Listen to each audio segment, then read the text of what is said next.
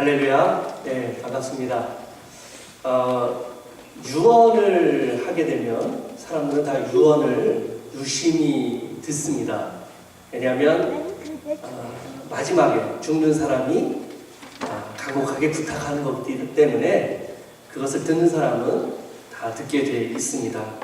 여러분, 국제적으로 유명한 스타들이 한 유언을 몇 개 소개해 드리겠습니다. 오드리 헵번 아시죠? 오드리. 제 연배와 그 위에 분들은 아시는데 제 연배 밑에 분들은 잘 모르실 거예요. 오드리 헵번 세계적인 미모의 배우였습니다. 이 배우가 한 말이 마지막 유언을 뭐라고 했냐 하면, 아름다운 입술을 갖고 싶으면 친절한 말을 하라. 사랑스러운 눈을 갖고 싶으면 사람들에게서 좋은 점을 봐라. 날씬한 몸매를 갖고 싶으면 너의 음식을 배고픈 사람들과 나누라.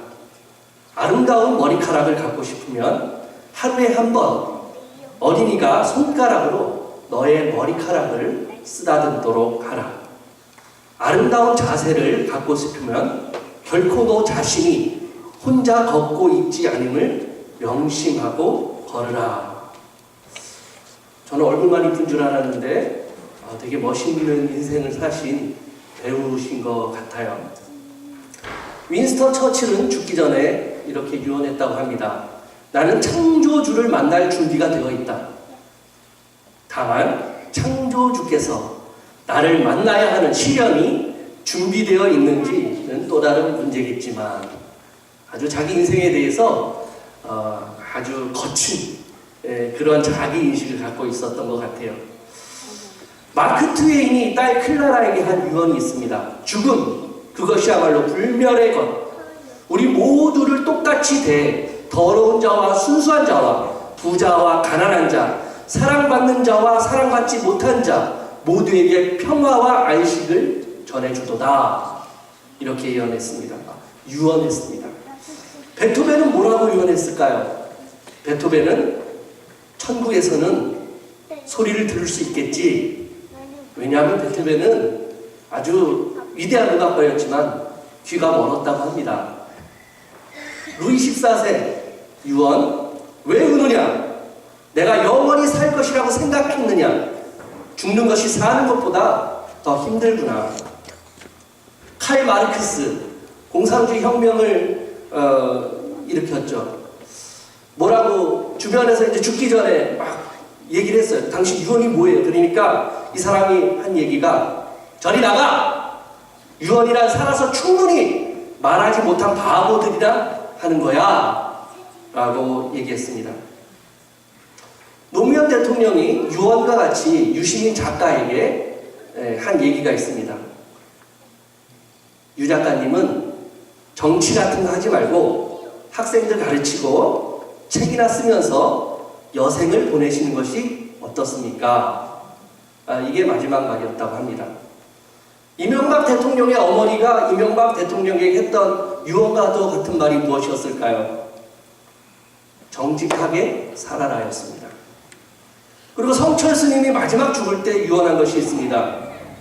내 죄는 산보다 높고 바다보다 깊은데 내 어찌 감당하랴. 내가 80년 동안 표고한 것이 헛것이로다. 우리는 구원이 없다. 죄값을 해결할 자가 없기 때문이다.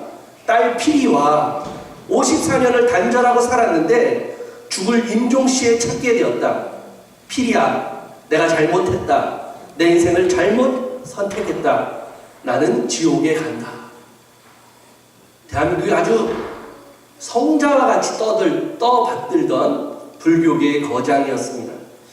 김수환 추기경은 유언은 고맙습니다. 서로 사랑하세요 였습니다. 여러분 다 아시는 유언이 있어요.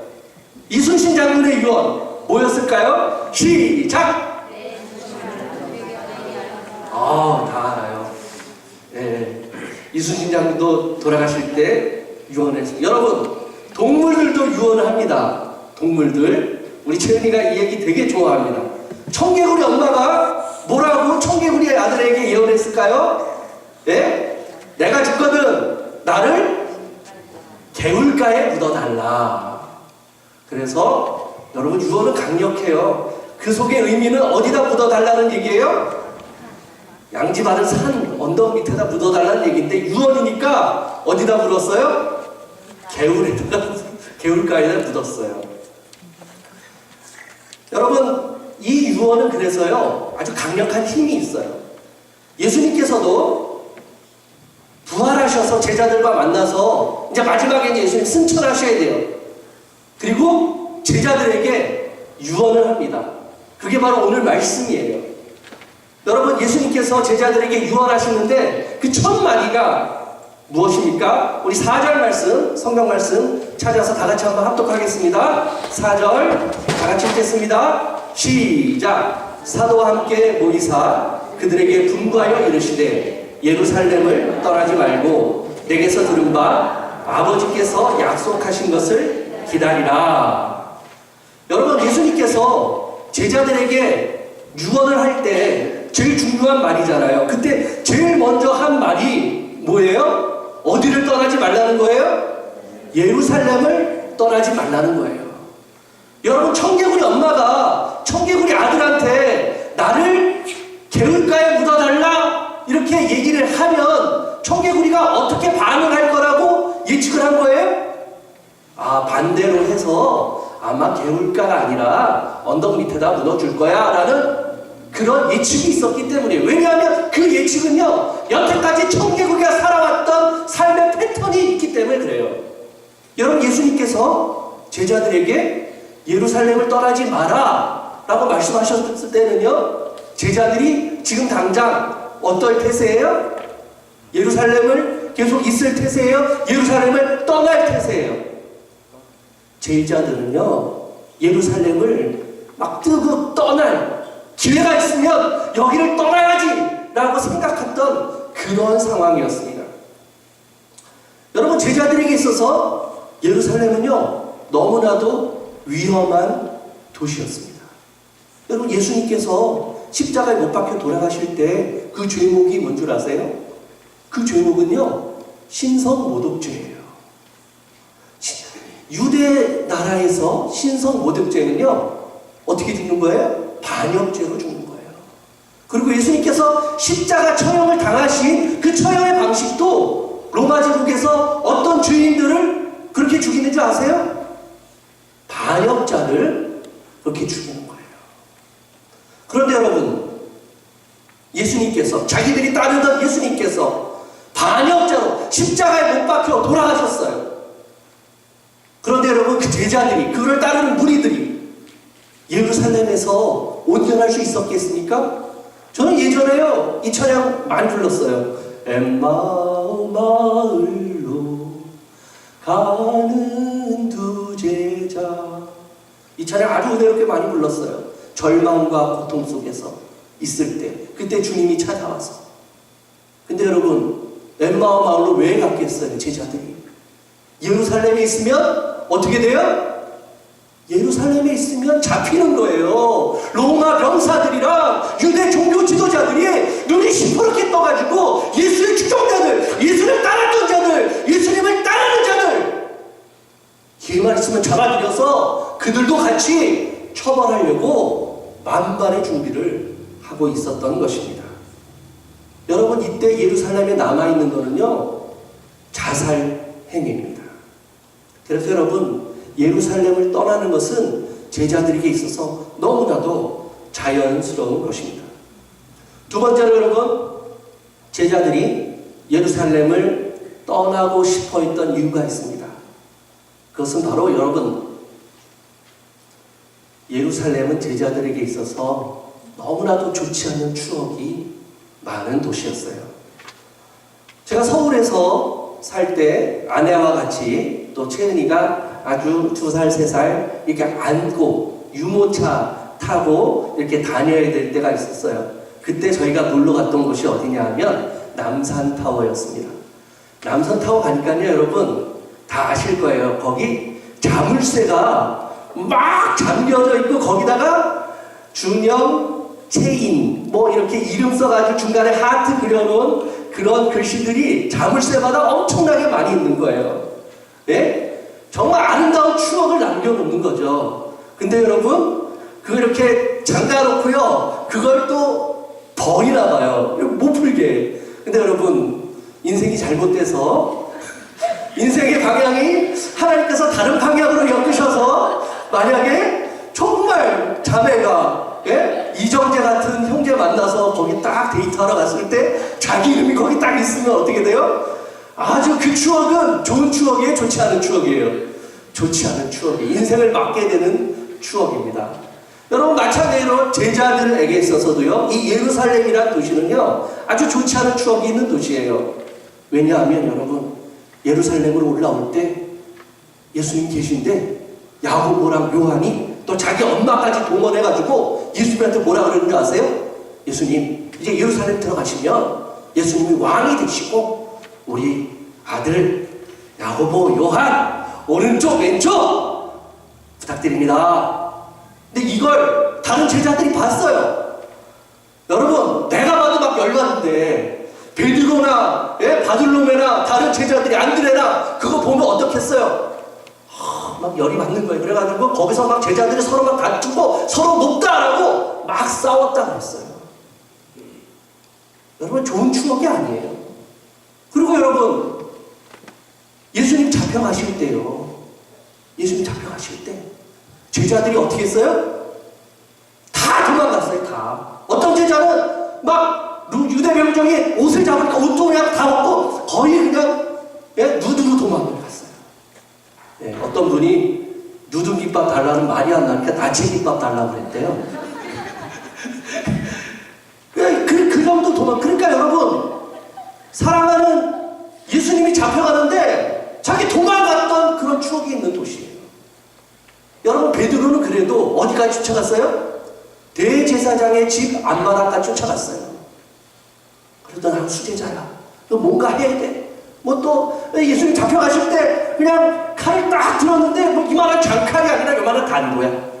그거 가지고 말고의 귀를 딱 쳤는데 귀가 딱 잘려 나갔어요. 근데 예수님이, 베드로야, 칼을 쓰는 자는 뭘로 망해요? 칼로 망한다. 그래서 말고 귀를 딱 주워다가 말고 귀에다 딱 붙여주니까 나았어요. 그리고 예수님 잡혀갔어요. 베드로도 쫄래쫄래 쫓아갔는데 대제사장 집 앞까지 갔어요. 근데 거기서 이제 추우니까 밤에 불 쬐고 있는데 그때 대제사장 집에 여종이 오더니 너 예수랑 같이 다니던 사람 내가 본 것 같아. 그러니까 베드로가 뭐라는 줄 아세요? 아니야 잘못 봤어 당신. 예수를 막 그때 막 저주했어요. 그 사람이 뭐라고 막 저주. 그때 예수님과 눈이 다 마주쳤어요. 예수님이 다 보신 거예요. 여러분, 그랬던 추억이 있는 거예요. 그러니까 예루살렘 하면 막 싫은 거예요. 그리고 여러분, 아까 성경 말씀 읽었잖아요. 맨 마지막에 한번 보세요. 11절 다 같이 한번 읽어봅시다. 시작!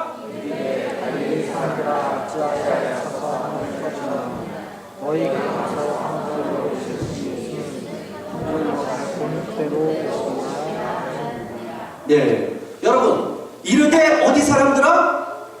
예루살렘 사람들아? 어디 사람들이에요? 갈릴리 사람들이에요. 서울에 지금 있는데 이 사람들이 야, 부산 놈들아, 부산 사람들아, 막 부산 놈들 하니까 부산 출신 분이 막 열받아가지고 돌을 던지다 그래요. 제가 오늘 스테반 하겠습니다. 돌을 던지십시오. 부산 사람들아, 뭐 광주 사람들아, 뭐 이랬듯이 갈릴리 사람들아, 그런 거예요. 여러분, 그러면 이 사람들은 갈릴리에서 예루살렘까지 와가지고, 지금 예루살렘에 어디 있을 데도 없는데 예루살렘이 계속 있고, 누구는 또 죽이려고 막 대면들고, 또 여기는 막 좋지 않은 추억이 막 있는데, 여기 빨리 떠나야 되는데, 고향으로 가야 되는데, 예수님께서 제자들을 만나셔서 유언처럼 예루살렘을 떠나지 말라라고 말씀하시는 것입니다. 여러분, 제자들에게서는요, 여태까지 예수님과 다니면서 너무나도 좋은 추억만 있었어요. 어떤 추억이에요? 예수님 막 기적을 일으키시는 거예요. 여러분, 제자들 앞에서 예수님께서 수많은 기적을 일으키셨는데 저는 제자들이 제일 어깨가 으쓱할 때가 언제였을까 생각해 봤어요. 뭐 여러 가지, 뭐 죽은 자도 살리시고 병자를 고치시기도 하고 뭐 여러 가지 있는데, 저는 제자들이 제일 그래도 멋있는 추억으로 남았을 때가 언제였을까? 각자 여러분 다 있을 거예요. 저는 뭘로 생각하면 오병이어의 기적인 것 같아요. 오병이어의 기적. 엄청난 기적이잖아요. 여러분, 제가 왜 오병이어의 기적을 좋아하는 줄 아세요? 예, 여러분 아실 거예요. 저는 먹는 거 하면 상족을 못 써요. 어제도 그냥 가만히 있으면 보통이나 되는 건데, 그 고기를 뭐 굽겠다고 막 갖고 가가지고 막 굽고 전화가 막 연통 이상 씌고 뭐 갔는데 막 고기보다 욕을 더 많이 얻어먹고 수세마는 인간 막 돌멩이가 막 날라오고. 가만히 있으면 돼요. 근데 제 성향 자체가, 예? 먹는 거에 사족을 못 쓰는 거예요. 이 먹는 것도 그냥 고기 그냥 철판에다 구워 먹는 게 중요한 게 아니에요. 거기는 숯불이 들어가야 돼요. 바베큐가 돼야 돼요. 수탕에 딱 이게 먹어가지고 입에 들어갈 때 이 감칠맛이 향이랑 우러나와야지. 이게 진짜 바베큐예요. 제가 생각한 이 세계관이에요. 그래도 욕을 먹더라도 고기 들고 도망가가지고 다 구워가지고 오는 거예요. 여러분, 이건 기적도 아니에요. 그런데 제자들 보세요. 제자들은요, 보리떡 5개랑 물고기 2마리 가지고 수천 명, 남자만 5,000명, 10,000명이 넘는 사람들을 예수님이 기적으로 먹이시는 거예요. 그거 누가 다 나눠줬어요? 제자들이 다 나눠줬어요. 그럼 얼마나 어깨가 으쓱으쓱 했겠어요? 그럼 야, 이거 먹어봐, 기적이야. 이거는 진짜 원래는 보리떡 5개랑 물고기 2마리였어. 예수님이 바로 이러신 분이야. 그러면서 막 의기양양해서 나눠줬을 거예요. 여러분, 얼마나 좋은 추억입니까? 이런 추억이 있으면 너무 뭐 끝까지 예수님 쫓아다니죠. 그런데 여러분, 예수님과 같이 살면서 좋은 추억만 있는 것이 아니다. 이제 예수님을 따르면서 가장 절정의 시기에 제자들은 예루살렘에 남아있게 되었습니다. 여러분, 예루살렘에 현재 남아있는 이들은 절망과 공포와 두려움 가운데서 다 앉아있는 모습을 한번 살펴보십시오. 떠나고 싶습니다. 그리고 한없이 몰려드는 자기의 무력감을 바라봤을 거예요. 야, 엄청난 기적을 행하시고 나를 사랑해 주신 분인데 이분이 돌아가실 때 난 뭘 했나? 이런 바보 같은 거, 이런 무기력한 거, 이런 쓸데없는 거, 하면서 자기 자신을 자책했을 것입니다. 여러분, 이때 예수님께서 하신 말씀, 예루살렘을 떠나지 말라. 이 말씀은 제자들에게 이렇게 들렸을 거예요. 실패한 과거의 부족하고 나약한 모습을 덮어버리려고 하지 마라. 똑바로 응시해라. 그게 바로 너의 모습이야. 그게 바로 인간의 모습이야. 인간의 노력과 인간의 열정으로는 이룰 수 없어. 우리는 아무리 열심히 하려고 해도 인간이야. 인간의 욕망과 죄악과 나약함과 부족함밖에 우리는 나올 수밖에 없어. 라고 주님은 말씀하시는 것입니다. 그러나 네 바닥이 드러났다고 해서, 너의 연약함이 나타났다고 해서 다른 사람의 부족함이 눈에 보이고 그것이 막 경계되고 나도 한없는 나락으로 추락하는 그 상황에도 절대로 그 자리를 떠나지 말아라. 포기하지 말아라. 그리고 성령 하나님을 의지해라. 주님이 이런 의미로 제자들에게 말씀하시는 것입니다. 여러분, 이들은 나약한 인간성 가운데서 부족하고 연약한 인간의 능력과 자신의 과거의 잘못으로 인해서 한없는 자책감 가운데 모여 있었습니다. 한시라도 견딜 수가 없었을 것입니다. 그러면서 여러분, 예수님께서 하신 말씀은 약속하신 성령을 기다리라는 것입니다. 여러분, 이 세상에서 우리가 할 수 있는 일 중에 제일 힘든 게 뭔 줄 아세요? 기다리는 거예요. 기다리는 거는요, 그 주권이 나한테 있는 게 아니에요. 주권이 상대방한테 있는 거예요. 그러니까 나는 그 상대방이 올 때까지 그냥 가만히 무기력하게 있는 게 바로 기다리라는 것입니다. 사랑하는 성도 여러분, 우리는 대부분은 우리가 있던 대한민국, 우리가 태어났던 대한민국을 떠나서 우리가 자라왔던 고향을 떠나서 지금 이곳에 와 있습니다. 여러분, 우리도 수많은 이유가 있어서 떠나고 남고 하는 것 같아요. 성경의 역사도 떠나고 기다리고 남고 하는 역사인 것 같습니다. 예수님께서도 하늘 영광을 버리시고 떠나셔서 이 땅에 오셨잖아요.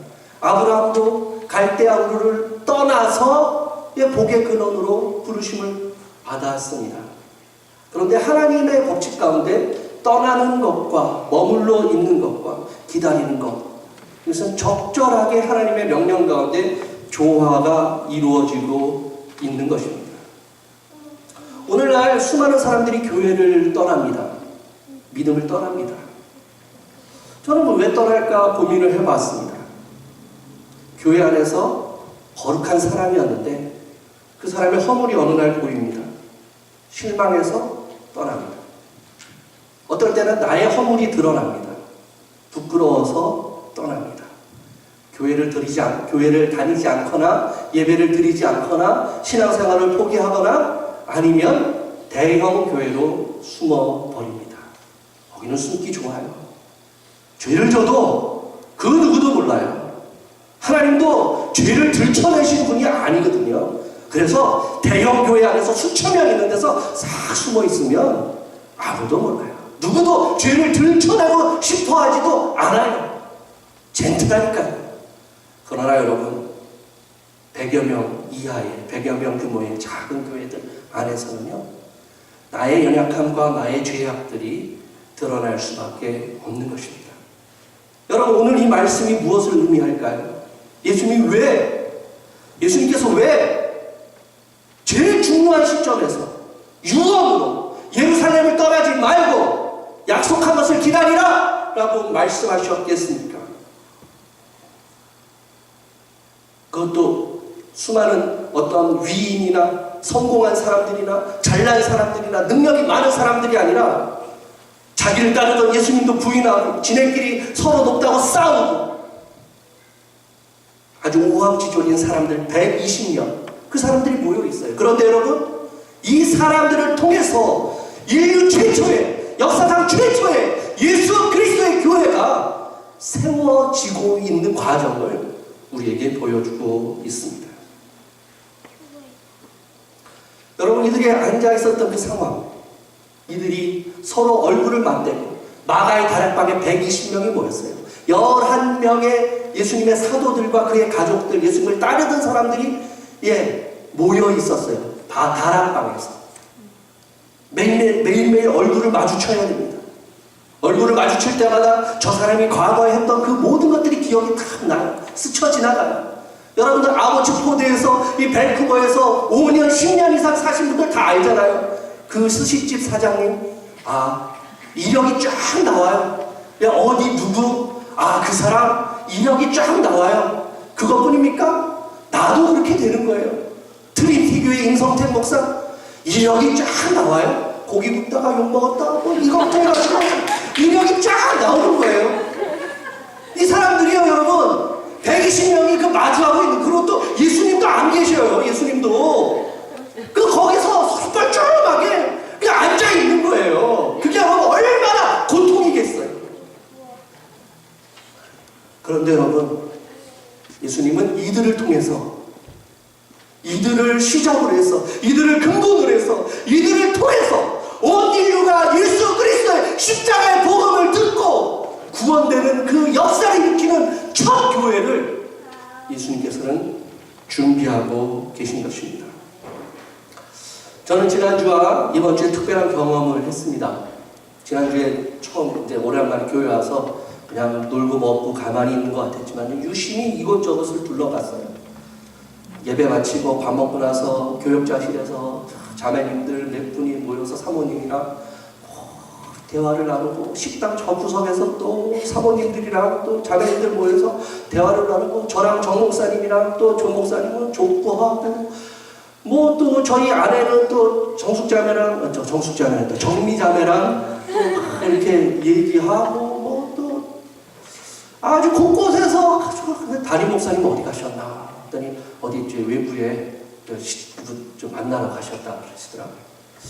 아, 교회가 담임 목사님이 없어도 너무 아름답게 잘 돌아가는 거예요. 아주 그냥 그 안에서 치유가 있고 회복이 있고 교제가 있고 나눔이 있는 아름다운 모습을 보았습니다. 그러나 여러분 지금 되게 또 아름다운 모습도 있지만 여러분 2개월, 3개월, 4개월, 1년, 2년 지나면 지날수록 여러분 우리 안에 있는 내 안에 있는 그리고 상대방 안에 있는 가시와도 같은 연약함과 부족함들이 보이고 드러나고 그것이 나를 찌르고 상대방을 찌르는 일들이 일어날 것입니다. 물론 여러분 아주 능력 있고 교묘한 사람들이나 철저하게 자기 자신을 감추고 거룩하고 경건하게 멋진 백조의 모습을 보여주겠지만 보통 사람들의 경우에는 다 드러날 수밖에 없는 게 바로 우리 죄인인 인간의 모습입니다. 여러분 그때 바로 그때 다 드러났을 때 나는 이런 존재야. 아유 이 교회 사람들은 왜 이것뿐이 안 돼? 나는 왜 이렇게뿐이 안 되지? 라는 그런 생각, 더 이상 여기는 있을 수가 없을 것 같아 라는 생각이 들 때 여러분 우리가 생각해야 될 말씀이 무엇일까요? 예루살렘을 떠나지 말고 약속하신 것을 기다리라. 우리의 힘으로, 우리의 능력으로, 우리의 노력으로 아무것도 이룰 수가 없습니다. 내 죄악이 드러나고 공동체의 허물이 드러나고 연약함이 드러날 때 우리는 그때 아버지 저의 부족함입니다. 저의 죄입니다. 저의 연약함이다라고 고백하는 그 순간 성령께서 임하실 것입니다. 그리고 최초의 예수 그리스도의 교회를 세웠던 그 놀라운 능력이 이 트리니티 교회에 충만하게 여러분 모두를 감싸게 될 것입니다. 솔직히 저는 내일 한국으로 떠납니다. 이 말씀을 준비하면서 제가 타자가 제대로 나갔을까요? 자판이 안 돼. 이거 나한테 하는 설교인데 너는 그렇게 지금 못하고 있잖아. 비행기표도 다 예매해놓고 넌 지금 전혀 딴 생각하고 있잖아. 이런 설교 하지 마. 계속 제 안에 말씀이 옵니다. 그래도 저는 이 말씀을 성령께서 말씀하시는 것이라고 우리 모두에게 선포하시는 것이라 생각하고 부족하고 연약한 저의 모습이 드러나지만 선포할 수밖에 없습니다. 하나님께서 여기 있는 우리 모두를 통해서 특히 이종윤 목사님과 사모님을 통해서 이 트리니티 교회를 통해서 아보츠포드와 프레이즈밸리 모든 지역 가운데 하나님의 교회가 진정한 교회가 건강한 교회가 영혼을 살리는 교회가 영혼을 치유하고 회복하는 교회가 우리 아이들이 복음으로 자라는 교회가 계속 생기는 일을 시작하고 계십니다. 그 일 가운데 여러분들이 12사도와 같이 자리를 지키고 일꾼으로 서게 되는 놀라운 역사를 기대합니다. 이런 우리 모두가 되기를 간절히 기원합니다. 기도하겠습니다. 살아서 역사하신 하나님, 부족한 종이 하나님의 은혜로 또 담임 목사님의 배려로 말씀을 증거하는 강단 가운데 서게 되었습니다. 어디를 가나 집에서 새는 바가지, 밖에서도 새는 하나님 그런 삶을 살면서 이리저리 치이고 이리저리 밟히고 이리저리 갈 곳 없어 방황하는 삶을 살았습니다. 그러나 하나님, 특별한 하나님의 은혜와 또 저를 받아주고 저를 세워주고자 하는 사랑 많은 목사님들을 만나서 하나님 귀한 사역을 감당하게 됩니다. 하나님, 저의 이 부족한 삶이지만 하나님께서 들어 쓰시는 것처럼 우리 트리니티 교회와 성도님들 하나님께 특별하게 들어 쓰실 것입니다. 하나님 함께하여 주시고 힘들고 어려울 때, 특히 좋지 않은 추억이 있을 때, 하나님 특히 서로의 죄악과 연약함이 드러날 때 하나님 사랑하고 용서하고 덮어주고 우리의 힘으로 할 수 없는 그 일들을 성령의 능력으로 감당하는 우리 성도들 될 수 있도록 인도하여 주시옵소서. 예수님의 이름으로 기도합니다.